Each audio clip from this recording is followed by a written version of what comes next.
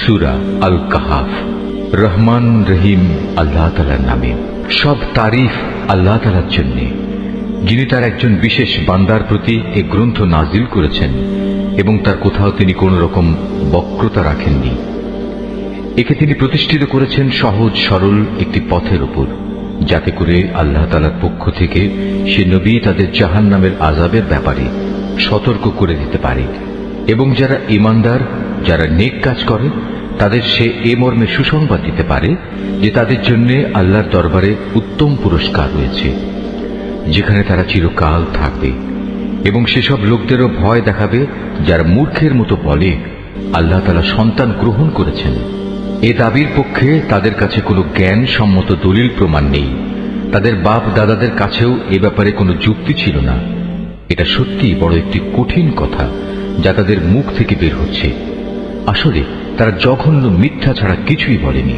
হে নবী, যদি এরা এ কথার উপর ঈমান না আনে, তাহলে মনে হয় দুঃখ কষ্টে তুমি এর পেছনে নিজেকেই বিনাশ করে দেবে। যা কিছু এই জমিনের বুকে আছে, আমি তাকে তার জন্য শোভা বর্ধনকারী করে পয়দা করেছি, যাতে করে মানুষদের আমি পরীক্ষা করতে পারি যে তাদের মধ্যে কাজকর্মের দিক থেকে কে বেশি উত্তম। অতঃপর একদিন আমি যা কিছু এই জমিনে আছে ধ্বংস করে দিয়ে একে উদ্ভিদ শূন্য মাটিতে পরিণত করে দেব। হে নবী, তুমি গুহা ও পাহাড়ের উপত্যকার অধিবাসীদের সম্পর্কে কি মনে করো? তারা আমার নিদর্শন সমূহের মধ্যে একটি বিস্ময়কর নিদর্শন ছিল। ঘটনাটি এমন হয়েছিল, কতিপয় যুবক যখন গুহায় আশ্রয় নিল এবং আল্লাহর দরবারে এই বলে দোয়া করল, হে আমাদের মালিক, একান্ত তোমার কাছ থেকে আমাদের উপর অনুগ্রহ দান করো। আমাদের এই কাজকর্ম আঞ্জাম দেওয়ার জন্য তুমি আমাদের সঠিক পথ দেখাও। অতঃপর আমি গুহার ভেতরে তাদের কানে বহু বছর ধরে ঘুমের পর্দা লাগিয়ে রাখলাম। তারপর এক পর্যায়ে আমি তাদের ঘুম থেকে উঠিয়ে দিলাম, যাতে করে আমি একথা জেনে নিতে পারি তাদের দুদলের মধ্যে কোন দলটি ঠিক করে বলতে পারে যে তারা কতদিন সেখানে অবস্থান করেছিল। হে নবী, আমি তোমার কাছে তাদের বৃত্তান্ত সঠিকভাবে বর্ণনা করছি। মূলত তারা ছিল কতিপয় নওজোয়ান ব্যক্তি, যারা তাদের মালিকের উপর ঈমান এনেছিল। আমি তাদের হেদায়েতের পথে এগিয়েও দিয়েছিলাম। আমি তাদের অন্তঃকরণকে ধৈর্য দ্বারা দৃঢ়তা দান করেছি। যখন তারা আল্লাহর পথে দাঁড়িয়ে গেল এবং ঘোষণা করল, আমাদের মালিক তো হচ্ছেন তিনি, যিনি আসমান সমূহ ও জমিনের মালিক। আমরা কখনো আল্লাহ তাআলা ছাড়া আর কাউকে ডাকব না। যদি আমরা এমন অযৌক্তিক কথা বলি, তাহলে তা হবে মারাত্মক দিন বিরোধী কাজ। এরা হচ্ছে আমাদের স্বজাতির লোক, যারা তাকে বাদ দিয়ে অসংখ্য মাবুদের গোলামি গ্রহণ করেছে। তারা যদি সত্যবাদী হয়, তাহলে তারা স্পষ্ট দলিল নিয়ে আসে না কেন? তার চাইতে বড় জালেম আর কে যে আল্লাহ তাআলার উপর মিথ্যা আরোপ করে? অতঃপর জোয়ানরা পরস্পরকে বলল, আল্লাহ তাআলা ছাড়া অন্যদের যারা মাবুদ বানায়, তাদের কাছ থেকে তোমরা যখন বিচ্ছিন্ন হয়ে চলেই গেলে, তখন তোমরা এখান থেকে বের হয়ে বিশেষ একটি গুহায় গিয়ে আশ্রয় নাও। তোমাদের মালিক তোমাদের উপর তার রহমতের ছায়া বিস্তার করে দেবেন এবং তোমাদের বিষয়গুলো তোমাদের জন্য সহজ করে দেবেন। হে নবী, তুমি যদি সে গুহা দেখতে, তাহলে দেখতে পেতে তারা তার মধ্যবর্তী এক প্রশস্ত চত্বরে অবস্থান করছে। সূর্য তার উদয়কালে তাদের গুহার দক্ষিণ পাশ দিয়ে হেলে যাচ্ছে, আবার যখন তা অস্ত যায় তখন তা গুহার বাম পাশ দিয়ে অতিক্রম করে। সূর্যের প্রখরতা কখনো তাদের কষ্টের কারণ হয় না। আসলে এ সবই হচ্ছে আল্লাহ তাআলার কুদরতের নিদর্শন। এসব নিদর্শনের মাধ্যমে আল্লাহ তাআলা যাকে হেদায়েত দান করেন, সেই একমাত্র হেদায়েত প্রাপ্ত হয়, আর যাকে তিনি গোমরাহ করেন, সে কখনো কোনো পথ প্রদর্শনকারী ও অভিভাবক পেতে পারে না। হে নবী, তুমি যদি দেখতে, তাহলে তুমি তাদের ভাবতে তারা বুঝি জেগেই রয়েছে, যদিও তারা ছিল ঘুমন্ত। আমি তাদের কখনো ডানে কখনো বামে পরিবর্তন করে দিতাম। তাদের কুকুরটি গুহার সামনে তার হাত দুটি প্রসারিত করে পাহারারত অবস্থায় বসেছিল। তুমি যদি তাদের দিকে সত্যি উঁকি মেরে দেখতে, তাহলে তুমি অবশ্যই তাদের কাছ থেকে পেছন ফিরে পালিয়ে যেতে এবং তাদের এ আজব দৃশ্য দেখে তুমি নিঃসন্দেহে ভয়ে আতঙ্কিত হয়ে যেতে। এভাবেই তাদের আমি ঘুম থেকে উঠিয়ে দিলাম, যাতে করে তারা তাদের অবস্থান সম্পর্কে নিজেরা পরস্পরে জিজ্ঞাসাবাদ করে। কথা প্রসঙ্গে তাদের মধ্যে থেকে এক ব্যক্তি বলল, বলো তো, তোমরা এই গুহায় কতকাল অবস্থান করেছ? তারা বলল, বড় জোর একদিন কিংবা তার চাইতেও কম সময় আমরা এখানে অবস্থান করেছি। অতঃপর যখন তারা একমত হতে পারল না, তখন তারা বলল, তোমাদের মালিকই একথা জানেন, তোমরা এ গুহায় কতকাল অবস্থান করেছ। এখন সে বিতর্ক রেখে বরং তোমরা তোমাদের একজনকে তোমাদের এ রৌপ্য মুদ্রা সহ শহরে পাঠাও। সে বাজারে গিয়ে দেখুক কোন খাবার উত্তম, সেখান থেকে কিছু খাবার তোমাদের কাছে নিয়ে আসুক। সে যেন বিচক্ষণতার সাথে কাজ করে এবং সে যেন কাউকেই তোমাদের ব্যাপারে কিছু জানতে না দেয়। যদি তারা তোমাদের সম্পর্কে জানতে পারে, তাহলে তারা তোমাদের প্রস্তরাঘাত করে হত্যা করবে, কিংবা তোমাদের জোর করে তারা তাদের দিনে ফিরিয়ে নেবে। আর একবার তেমনটি হলে কখনোই তোমরা মুক্তি পাবে না। আর এভাবেই আমি একদিন তাদের ব্যাপার শহরবাসীদের জানিয়ে দিলাম, যাতে করে তারা একথা জানতে পারে মৃতকে জীবন দেওয়ার ব্যাপারে আল্লাহ তাআলার ওয়াদা আসলেই সত্য, এবং কিয়ামতের আসার ব্যাপারেও কোন রকম সন্দেহ নেই। যখন তারা নিজেদের মধ্যে এ নিয়ে বিতর্ক করে যাচ্ছিল, তখন কিছু লোক বলল, তাদের সম্মানে তাদের উপর একটি স্মৃতিসৌধ নির্মাণ করে দাও। আসলে তোমাদের মালিকই তাদের সম্পর্কে সর্বাধিক খবর রাখেন। অপরদিকে যেসব মানুষ তাদের কর্তব্য কাজের উপর বেশি প্রভাবশালী ছিল, তারা বলল, স্মৃতিসৌধ বানানোর বদলে চলো আমরা তাদের উপর একটি মসজিদ বানিয়ে দেই। কিছু লোক বলে, গুহার অধিবাসীরা ছিল 3 জন, ওদের মধ্যে চতুর্থটি ছিল ওদের পাহারাদার কুকুর। আবার কিছু লোক বলে তারা ছিল 5 জন, তাদের ষষ্ঠটি ছিল ওদের কুকুর। আসলে অজানা অদেখা বিষয়সমূহের প্রতি এরা খামাখা অনুমান নিক্ষেপ করি এ সব কিছু বলছে। তাদের কেউ বলে ওরা ছিল 7 জন এবং অষ্টমটি ছিল তাদের কুকুর। হে নবী, তুমি এদের বলো, হ্যাঁ, আমার মালিক ভালো করেই জানেন ওদের আসল সংখ্যা কত ছিল। তাদের সংখ্যা খুব কম সংখ্যক লোকই বলতে পারে। তুমিও এদের ব্যাপারে সাধারণ আলোচনার বাইরে বেশি বিতর্ক করো না এবং তাদের সম্পর্কে খামাখা অন্য মানুষদের কাছেও জিজ্ঞাসাবাদ করো না। হে নবী, কখনো কোনো কাজের ব্যাপারে একথা বলো না, এ কাজ আমি আগামীকাল করব। হ্যাঁ, বরং এভাবে বলো, আল্লাহ তাআলা যদি চান তাহলেই আমি আগামীকাল এ কাজটা করব। যদি কখনো কোনো কিছু ভুলে যাও, তাহলে তোমার মালিককে স্মরণ করো এবং বলো, সম্ভবত আমার মালিক এ কাহিনীর চাইতে নিকটতর কোনো কল্যাণ দিয়ে আমাকে পথ দেখাবেন। তারা তাদের এ গুহায় কাটিয়েছে মোট 300 বছর। কেউ অবশ্য এর সাথে আরো 9 বছর যোগ করেছে। হে নবী, তুমি বলো, বস্তুত একমাত্র আল্লাহ তাআলাই সঠিক করে বলতে পারেন ওরা গুহায় কত বছর কাটিয়েছে। আসমান সমূহ ও জমিনের যাবতীয় অজানা অদেখা বিষয়ের জ্ঞান তো একমাত্র তার জন্য নির্দিষ্ট রয়েছে। কত সুন্দর দ্রষ্টা তিনি, কত সুন্দর শ্রোতা তিনি। তিনি ছাড়া তাদের দ্বিতীয় কোনোই অভিভাবক নেই। আল্লাহ তাআলা নিজের কর্তৃত্ব ও ক্ষমতায় অন্য কাউকে কখনো শরীক করেন না। হে নবী, তোমার উপর তোমার মালিকের যে কিতাব নাজিল করা হয়েছে তা তুমি তেলাওয়াত করতে থাকো। তার কিতাবে বর্ণিত কথাবার্তা রদবদল করার কেউই নেই। তিনি ছাড়া তুমি আর কোনোই আশ্রয়স্থল পাবে না।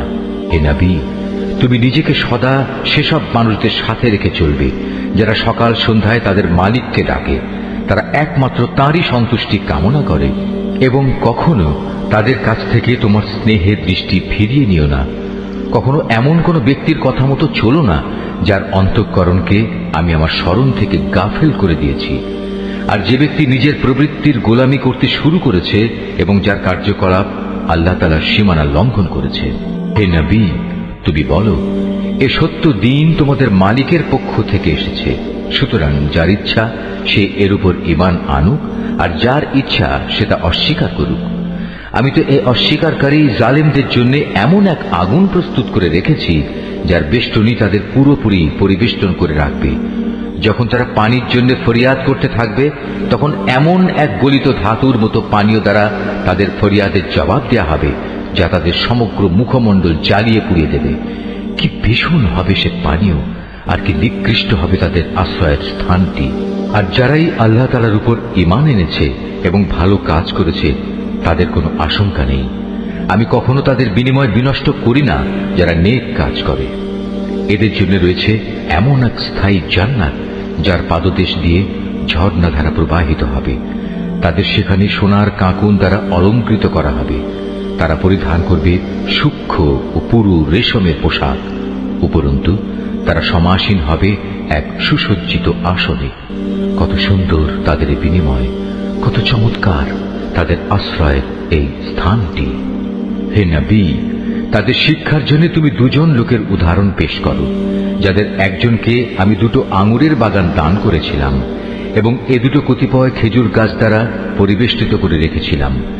আবার এ দুয়ের মধ্যবর্তী স্থানকে পরিণত করেছিলাম একটি সুফলা শস্য ক্ষেত্র রূপে।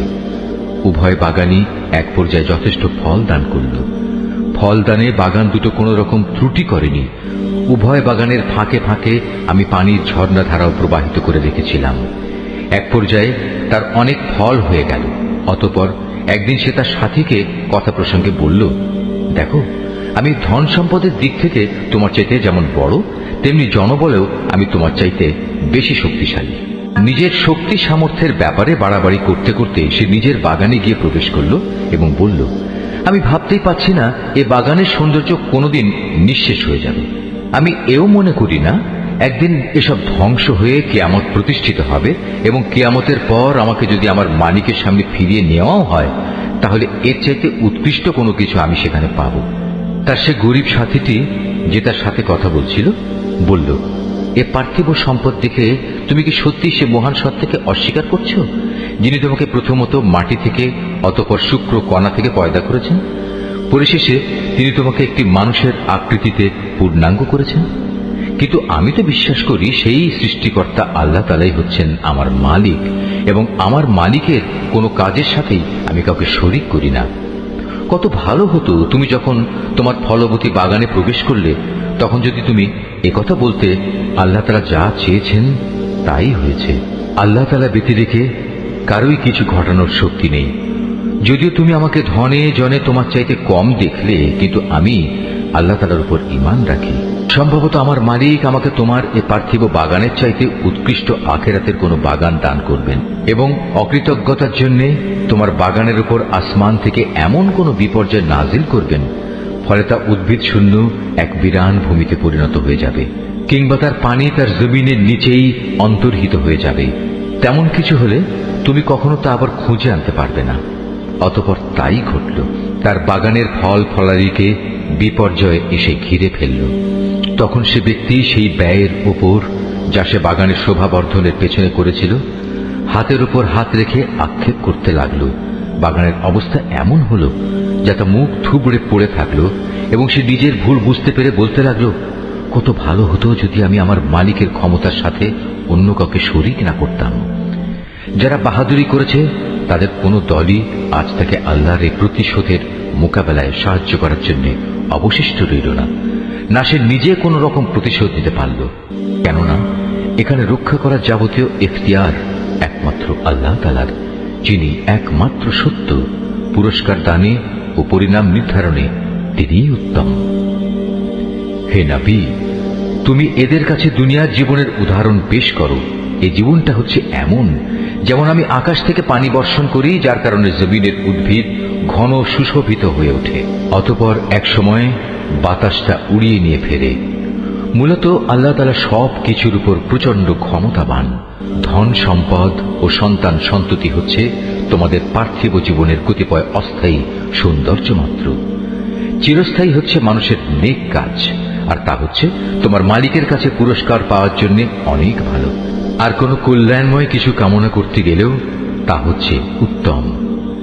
যেদিন আমি পাহাড় সমূহকে চলমান করে সরিয়ে দেব এবং তুমি এই পৃথিবীকে দেখবে তা একটি শূন্য প্রান্তর, সেদিন আমি তাদের মানব কুলকে এক জায়গায় জড়ো করব, কোনো একজনকেও আমি বাদ দেব না। তাদের সবাইকে তোমার মালিকের সামনে সারিবদ্ধভাবে এনে হাজির করা হবে। অতঃপর আমি বলবো, আজ তো তোমরা সবাই আমার কাছে এসে গেছো, ঠিক যেমনি করে আমি তোমাদের প্রথমবার পয়দা করেছিলাম, কিন্তু তোমরা অনেকেই মনে করতে আমি তোমাদের দ্বিতীয়বার আমার কাছে হাজির করার জন্য কোনো সময়সূচি নির্ধারণ করে রাখিনি। অতঃপর তাদের সামনে আমলনামা রাখা হবে। তখন নাফরমান ব্যক্তিদের তুমি দেখবে সে আমলনামায় যা কিছু লিপিবদ্ধ আছে তারা তার কারণে খুবই আতঙ্কগ্রস্ত থাকবে। তারা বলতে থাকবে, হায় দুর্ভাগ্য আমাদের, এ আবার কেমন গ্রন্থ! এ তো দেখছি আমাদের জীবনের ছোট কিংবা বড় প্রত্যেক বিষয়ের হিসাব রেখেছে। তারা যা কিছু করেছে তার প্রতিটি বস্তুই তারা সে গ্রন্থে মজুদ দেখবে। তোমার মালিক সেদিন কার উপর বিন্দুমাত্র জুলুমও করবেন না। স্মরণ করো যখন আমি ফেরেশতাদের বলেছিলাম তোমরা সবাই আদমকে সাজদা করো, তখন তারা সবাই সাজদা করল, কিন্তু ইবলিস সাজদা করল না। সে ছিল আসলে জিনদেরই একজন। সে তার মালিকের আদেশের নাফরমানি করল। যে এত বড় নাফরমানি করল, তোমরা কি তাকে এবং তার বংশধরদের আমার বদলে তোমাদের অভিভাবক হিসেবে গ্রহণ করে চলেছ? অথচ প্রথম দিন থেকেই সে তোমাদের প্রকাশ্য দুশমন। চেয়ে দেখো, জালেমদেরকে নিকৃষ্ট বিনিময় দেয়া হয়েছে। আকাশমণ্ডলী ও পৃথিবী সৃষ্টি করার সময় আমি তাদের কাউকে ডাকিনি, এমনকি স্বয়ং তাদের নিজেদের বানানোর সময়ও তো আমি তাদের ডাকিনি। আসলে আমি তো অক্ষম ছিলাম না যে তাদের পরামর্শ আমার দরকার। অন্যদের যারা গোমরা করে আমি তাদের সাহায্য গ্রহণ করি না। যেদিন তিনি এদের বলবেন তোমরা তাদের ডাকো যাদের তোমরা আমার শরীক মনে করতে, ওরা তাদের ডাকবে, কিন্তু তারা তাদের এ ডাকে কোনোই সাড়া দেবে না। আমি এদের উভয়ের মাঝখানে এক মরণ ফাঁদ রেখে দেব। এ নাফরমান লোকেরা যখন আযাব দেখতে পাবে তখন তারা বুঝে যাবে তারা এক্ষুনি সেখানে গিয়ে পতিত হচ্ছে, আর একবার সেখানে পতিত হলে ওরা তা থেকে কখনোই মুক্তির পথ পাবে না। আমি মানুষের বোঝার জন্য এই কোরআনে সব ধরনের উপমা ও উদাহরণ বিশদভাবে বর্ণনা করেছি, কিন্তু মানুষের অধিকাংশই এ নিয়ে তর্ক করে। হেদায়েত যখন মানুষের সামনে এসে গেল তখন ঈমান আনা ও গুনাহের জন্য তাদের মালিকের কাছে ক্ষমা চাওয়া থেকে তাদের কোন জিনিস বিরত রাখছে? তারা সম্ভবত পূর্ববর্তী মানুষদের অবস্থা তাদের কাছে এসে পৌঁছানোর কিংবা আমার আযাব তাদের সামনে এসে হাজির হবার অপেক্ষা করছে। আমি তো রসুলদের পাঠাই যে তারা মানুষদের জন্য জান্নাতের সুসংবাদবাহী ও জাহান্নামের সতর্ককারী হবে, কিন্তু যারা কুফরি করেছে তারা ছোটখাটো বিষয় নিয়ে ঝগড়া শুরু করে যাতে তারা সত্যকে ব্যর্থ করে দিতে পারে। মূলত তারা আমার আয়াতসমূহকে এবং যেসব বিষয় দিয়ে তাদের জাহান্নাম থেকে সতর্ক করা হয়েছিল তাকে বিদ্রূপের বিষয়ে পরিণত করে নিয়েছে। তার চাইতে বড় জালেম আর কে আছে যাকে তার মালিকের আয়াতসমূহ স্মরণ করিয়ে দেয়া হচ্ছে এবং সে এর থেকে মুখ ফিরিয়ে দিচ্ছে। সর্বোপরি যা কিছু গুনাহের বোঝা তার হাত দুটো অর্জন করেছে সে তা ভুলে যায়। আমি তাদের অন্তরের উপর জাহেলিয়াতের আবরণ লাগিয়ে দিয়েছি যেন তারা সত্য দিন বুঝতে না পারে। এমনি ভাবে তাদের কানেও এক ধরনের কঠিন বস্তু ঢেলে দিয়েছি, এ কারণে তারা সত্য কথা শুনতে পায় না। অতএব হে নবী, তুমি ওদের যতই হেদায়েতের পথে ডাকো না কেন তাদের কখনো হেদায়েত দেয়া হবে না। হে নবী, তোমার মালিক বড়ই ক্ষমাশীল ও দয়াবান। তিনি যদি তাদের সবাইকে তাদের কৃতকর্মের জন্য শাস্তি দিতে চাইতেন তাহলে তিনি সহজেই তা ত্বরান্বিত করতে পারতেন, বরং এর পরিবর্তে তাদের জন্য শাস্তির একটি প্রতিশ্রুত ক্ষণ রাখা আছে যা থেকে ওদের কারোই পরিত্রাণ নেই। এই জনপদ ও তাদের অধিবাসীরা যখন আল্লাহ তাআলার সীমা লঙ্ঘন করেছিল তখন আমি তাদের নির্মূল করে দিয়েছি। তাদের ধ্বংসের জন্যও একটি দিনক্ষণ নির্দিষ্ট ছিল। হে নবী, তুমি এদের মুসার ঘটনা শোনাও। যখন মুসা তার খাদেমকে বলল, যতক্ষণ পর্যন্ত আমি দুটো সাগরের মিলনস্থলে না পৌঁছব ততক্ষণ পর্যন্ত আমি আমার পরিকল্পনা থেকে ফিরে আসব না। যদি আমাকে এই জন্য দীর্ঘ সময় পর্যন্ত চলতে হয় তবু আমি চলতে থাকব। যখন তারা উভয়ে সেই প্রত্যাশিত দুটো সাগরের সঙ্গম স্থলে এসে পৌঁছল তখন তারা উভয়ই তাদের খাবারের জন্য রাখা মাছটির কথা ভুলে গেল। সে মাছটি ছুটে গিয়ে সুড়ঙ্গের মতো একটি পথ করে সহজেই সাগরে চলে গেল। যখন তারা আরো কিছু দূর এগিয়ে গেল তখন সে তার খাদেমকে বলল, এবার আমাদের নাস্তা নিয়ে এসো, আমরা আজকের সফরে সত্যি ভারী ক্লান্ত হয়ে পড়েছি। সে বলল, তুমি কি দেখোনি আমরা যখন শিলাখণ্ডের পাশে বিশ্রাম করছিলাম তখন আমি মাছের কথা ভুলেই গিয়েছিলাম। আসলে শয়তানি আমাকে ভুলিয়ে দিয়েছে যে আমি তার কথাটা স্মরণ রাখবো। আর সে মাছটিও কি আশ্চর্যজনক পদ্ধতিতে নিজের পথ ধরে সাগরের দিকে নেমে গেল। সে বলল, হ্যাঁ, এই তো হচ্ছে সেই জায়গা যে স্থানটির আমরা সন্ধান করছিলাম। মাছটি চলে যাওয়ার জায়গাই হচ্ছে সাগরের মিলনস্থল। অতঃপর তারা নিজেদের পথের চিহ্ন ধরে ফিরে চলল। এরপর তারা সেখানে পৌঁছলে তারা আমার বান্দাদের মাঝ থেকে একজন পুণ্যবান বান্দাকে সেখানে পেল, যাকে আমি আমার অনুগ্রহ দান করেছি, উপরন্তু তাকে আমি আমার কাছ থেকে বিশেষ জ্ঞান দান করেছিলাম। মুসা তাকে বলল, আমি কি তোমার অনুসরণ করতে পারি, যাতে করে আল্লাহ তাআলার কাছ থেকে যে জ্ঞান তোমাকে শেখানো হয়েছে তার কিছু অংশ তুমি আমাকে শেখাতে পারো? সে বলল, হ্যাঁ পারো, তবে আমার সাথে থেকে তা তুমি কখনো ধৈর্য ধারণ করতে পারবে না। অবশ্য এটাও ঠিক, যে বিষয়ে তোমার জ্ঞান সীমার বাইরে তার উপর তুমি ধৈর্য ধরবি বা কি করে? সে বলল, আল্লাহ তাআলা যদি চান তাহলে তুমি আমাকে ধৈর্যশীল হিসেবেই পাবে, আমি তোমার কোনো আদেশেরই বরখেলাপ করব না। সে বলল, আচ্ছা, যদি তুমি আমাকে অনুসরণ করোই তাহলে কোনো বিষয় নিয়ে আমাকে কিছু জিজ্ঞেস করবে না, যতক্ষণ না সে কথা আমি নিজেই তোমাকে বলে দেব। অতঃপর তারা দুজন পথ চলতে শুরু করল। নদীর পাড়ে এসে উভয়ই একটি নৌকায় আরোহণ করল। নৌকায় উঠেই সে তাকে ছিদ্র করে দিল। সে বলল, তুমি কি এজন্য তাতে ছিদ্র করে দিলে যেন এর আরোহীদের তুমি ডুবিয়ে দিতে পারো? তুমি সত্যি এক গুরুতর অন্যায় কাজ করেছ। মুসার কথা শুনে সে বলল, আমি কি তোমাকে একথা বলিনি আমার সাথে থেকে তুমি কখনো ধৈর্য ধারণ করতে পারবে না? সে বলল, আমি যে ভুল করেছি সে ব্যাপারে তুমি আমাকে পাকড়াও করো না, এবং এ ব্যাপারে আমার উপর বেশি কঠোরতাও আরোপ করো না। আবার তারা পথ চলতে শুরু করল। কিছু দূর গিয়ে তারা উভয়ে একটি কিশোর বালক পেল। সাথে সাথে সে তাকে হত্যা করে ফেলল। এ কাজ দেখে সে বলল, তুমি তো কোন রকম হত্যার অপরাধ ছাড়াই একটি নিষ্পাপ জীবনকে বিনাশ করলে।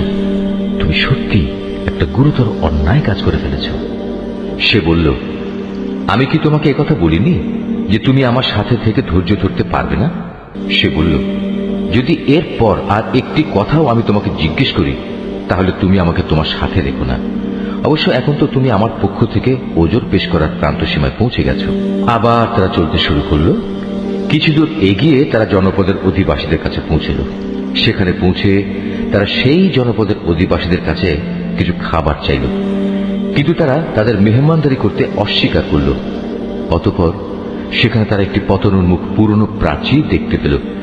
সে প্রাচীরটা সোজা করে দিল। সে বলল, তুমি চাইলে তো এদের কাছ থেকে এর উপর কিছু পারিশ্রমিক গ্রহণ করতে পারতে। সে বলল, বেশ, এখানেই তোমার আমার মধ্যে বিচ্ছেদ হয়ে গেল, কিন্তু তার আগে যেসব কথার ব্যাপারে তুমি আমার সাথে ধৈর্য ধরে থাকতে পারোনি তার ব্যাখ্যা আমি তোমাকে বলে দিতে চাই। প্রথম ঘটনাটি হচ্ছে নৌকা সম্পর্কিত। মূলত তা ছিল কয়েকজন গরিব মানুষের মালিকানাধীন। তারা এটা দিয়ে সমুদ্রে জীবিকা অন্বেষণের কাজ করত, কিন্তু আমি নৌকাটিতে একটা ছিদ্র করে তাকে ত্রুটিযুক্ত করে দিতে চাইলাম, কারণ তাদের সামনেই ছিল এমন এক বাদশা যে ত্রুটিবিহীন যে নৌকাই পেত তা বল প্রয়োগে ছিনিয়ে নিত। আর হ্যাঁ, সে কিশোরটির ঘটনা। তার পিতামাতা উভয় ছিল মোমেন। আমি আশঙ্কা করলাম বড় হয়ে সে এদের দুজনকেই আল্লাহর নাফরমানি ও কুফর দ্বারা বিভ্রান্ত করে দেবে। আমি চাইলাম তাদের মালিক তার বদলে তাদের এমন একটি সন্তান দান করবেন যে দিনদারি ও রক্তের সম্পর্ক রক্ষার ব্যাপারে তা চেয়ে অনেক ভালো প্রমাণিত হবে। সর্বশেষ ওই যে প্রাচীরটির ব্যাপার, আসলে তা ছিল শহরের দুটি এতিম বালকের। এর নিচেই তাদের জন্য রক্ষিত ছিল গুপ্ত ধনভাণ্ডার। ওদের পিতা ছিল একজন নেককার ব্যক্তি। এই কারণেই তোমার মালিক চাইলেন ওরা বয়ঃপ্রাপ্ত হোক এবং তাদের সে ভাণ্ডার থেকে তারা সম্পদ বের করে আনুক। এই প্রাচীরটাকেই আমি তাদের বড় হওয়া পর্যন্ত দাঁড় করিয়ে রাখতে চেয়েছিলাম। এ ছিল মূলত তোমার মালিকের অনুগ্রহ দ্বারা সম্পাদিত কতিপয় কাজ। এর কোনোটাই কিন্তু আমি আমার নিজে থেকে করিনি। আর এ হচ্ছে সেসব কাজের ব্যাখ্যা যে ব্যাপারে তুমি আমার সাথে থেকে ধৈর্য ধারণ করতে পারছিলে না। হে নবী, এরা তোমার কাছে জুলকারনাইন সম্পর্কে জানতে চায়। তুমি তাদের বলো, হ্যাঁ, আমি আল্লাহর কিতাব থেকে তার বিবরণ তোমাদের কাছে এক্ষুনি পড়ে শোনাচ্ছি। আল্লাহ তাআলা বলছেন, আমি জমিনের বুকে তাকে বিপুল রাজনৈতিক ক্ষমতা দান করেছিলাম এবং আমি তাকে এর জন্য প্রয়োজনীয় সব উপায় উপকরণও দান করেছিলাম। একবার সে সফরে বেরোবার প্রস্তুতি গ্রহণ করতে লাগলো। চলতে চলতে এমনিভাবে সে সূর্যের অস্তগমনের জায়গায় গিয়ে পৌঁছল। সেখানে গিয়ে সে সূর্যকে সাগরের কালো পানিতে ডুবতে দেখল। তার পাশে সে একটি জাতিকেও বাস করতে দেখল। আমি বললাম, হে জুলকারনাইন, এরা তোমার অধীনস্থ। তুমি ইচ্ছে করলে তাদের শাস্তি দিতে পারো অথবা তাদের সাথে তুমি সদয় ভাব গ্রহণ করতে পারো। সে বলল, হ্যাঁ, এদের মাঝে যে আল্লাহর সাথে বিদ্রোহ করবে তাকে আমি অবশ্যই শাস্তি দেব। অতঃপর তাকে যখন তার মালিকের সামনে ফিরিয়ে নেওয়া হবে তখন তিনি তাকে আরো কঠিন শাস্তি দেবেন। অপরদিকে যে ব্যক্তি আল্লাহর উপর ঈমান আনে এবং নেক কাজ করে তার জন্য আখিরাতে থাকবে উত্তম পুরস্কার। আর আমিও তার সাথে আমার কাজকর্ম সম্পাদনের সময় একান্ত বিনম্র ব্যবহার করব। অতঃপর সে আর এক অভিযানে পথে বেরোল। এমনকি চলতে চলতে সে সূর্যোদয়ের স্থানে গিয়ে পৌঁছল। তখন সে সূর্যকে এমন একটি জাতির উপর দিয়ে উদয় হতে দেখল যাদের জন্য তার প্রখর তাপ থেকে আত্মরক্ষার জন্য আমি কোনো অন্তরাল সৃষ্টি করে রাখিনি। যুলকারনাইনের ঘটনা ছিল এরকমই। আমার কাছে সে সম্পর্কিত পুরোপুরি খবরই মজুদ আছে। অতঃপর সে আর এক অভিযানে পথে বেরোল। এমনকি পথ চলতে চলতে সে দুটো প্রাচীরের মধ্যবর্তী স্থানে গিয়ে পৌঁছল। দুই পর্বতের মধ্যবর্তী স্থানে পৌঁছে সে এমন এক সম্প্রদায়ের লোকদের পেল যারা যুলকারনাইনের কোনো কথাই তেমন বুঝতে পারছিল বলে মনে হল না। তারা অতি কষ্টে তাকে বলল, হে বাদশাহ যুলকারনাইন, অবশ্যই ইয়াজুজ মাজুজ নামক দুটো সম্প্রদায় এই জমিনে নানা রকম বিপর্যয় সৃষ্টিকারী। এমত অবস্থায় তাদের থেকে বাঁচার জন্য আমরা কি তোমাকে এ শর্তে কোন রকম একটা কর দেব যে তুমি আমাদের এবং তাদের মাঝে একটি প্রাচীর বানিয়ে দেবে? সে বলল, কোনো কর নেওয়ার প্রয়োজন নেই, কেননা আমার মালিক আমাকে যা কিছু দিয়ে রেখেছেন তাই আমার জন্য ভালো। হ্যাঁ, শারীরিক শক্তি দ্বারা তোমরা আমাকে সাহায্য করতে পারো। আমি তোমাদের এবং তাদের মাঝে এক মজবুত প্রাচীর বানিয়ে দেব। তোমরা আমার কাছে এ কাজের জন্য লোহার পাতসমূহ নিয়ে এসো। অতঃপর সে অনুযায়ী তা আনা হলো এবং প্রাচীর তৈরির কাজও শুরু হলো। যখন মধ্যবর্তী ফাঁকা স্থানটি পূর্ণ হয়ে লৌহ স্তূপগুলো দুটো পর্বতে সমান হয়ে গেল তখন সে তাদের লক্ষ্য করে বলল, তোমরা হাঁপড়ে দম দিতে থাকো। অতঃপর যখন তা আগুনের মতো উত্তপ্ত হলো তখন সে বলল, এখন তোমরা আমার কাছে কিছু গলানো তামা নিয়ে এসো, আমি তা এর উপর ঢেলে দেব। সুতরাং এভাবেই এমন একটি মজবুত প্রাচীর তৈরি হয়ে গেল যে তারা তারপর উঠতে সক্ষম হল না, না তারা তার ভেদ করে বাইরে আসতে পারল। যুলকারনাইন বলল, এই যা কিছু হয়েছে তা সবই আমার মালিকের অনুগ্রহে হয়েছে, কিন্তু যখন আমার মালিকের ওয়াদা মতো কিয়ামত আসবে তখন তিনি তা চূর্ণ বিচূর্ণ করে একাকার করে দেবেন। আর আমার মালিকের ওয়াদা হচ্ছে সত্য ওয়াদা। কিয়ামতের আগে আমি তাদের দলে দলে ছেড়ে দেব। তারা সমুদ্রের ঢেউয়ের আকারে একদল আরেক দলের মধ্যে প্রবিষ্ট হবে। যখন সিংহায় ফুৎকার দেয়া হবে তখন তাদের সবাইকে আমি হাসরের ময়দানে একত্রিত করব। সেদিন আমি জাহান্নামকে তার অবিশ্বাসীদের সামনে এনে হাজির করব, যাদের চোখের মধ্যে আমার স্মরণ থেকে আবরণ পড়েছিল, তারা হেদায়েতের কথাই শুনতে পেত না। কাফেররা কি একথা মনে করে নিয়েছে যে তারা আমার বদলে আমারই কতিপয় গোলামকে অভিভাবক বানিয়ে নেবে, আর আমি এ ব্যাপারে তাদের কোনো জিজ্ঞাসাবাদই করব না? আমি তো জাহান্নামকে কাফেরদের মেহমানদারির জন্য সাজিয়ে রেখেছি।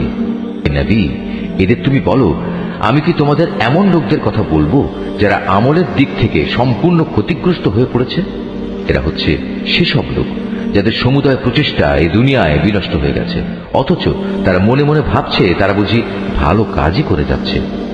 এরাই হচ্ছে সেসব লোক যারা তাদের মালিকের আয়াতসমূহকে অস্বীকার করে এবং অস্বীকার করে তার সাথে ওদের সাক্ষাতের বিষয়টিও।